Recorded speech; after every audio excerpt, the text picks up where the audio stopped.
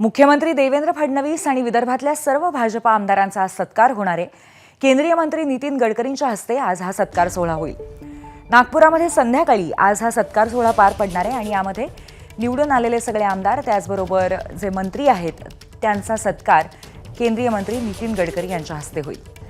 नागपुरामध्ये आज संध्याकाळी सत्कार सोहळा पार पडणार आहे। घवघवीत यश मिळालं महायुतीला आणि खास करून भाजपला यंदाच्या विधानसभा निवडणुकांमध्ये आणि त्याच निमित्ताने हा जो एकत्रित संघटित यत्न केला होता सगळ्या भाजपच्या नेत्यांनी आमदारांनी त्या संदर्भात त्यांचं कौतुक त्यांची प्रशंसा करण्यासाठी नागपुरामध्ये आमदारांचा आज सत्कार आयोजित करण्यात आलाय। आपलं जे ईश्वर देशमुख शारीरिक शिक्षण महाविद्यालय आहे या महाविद्यालयाच्या ग्राउंडवर या मैदानामध्ये हा सत्काराचा कार्यक्रम होईल।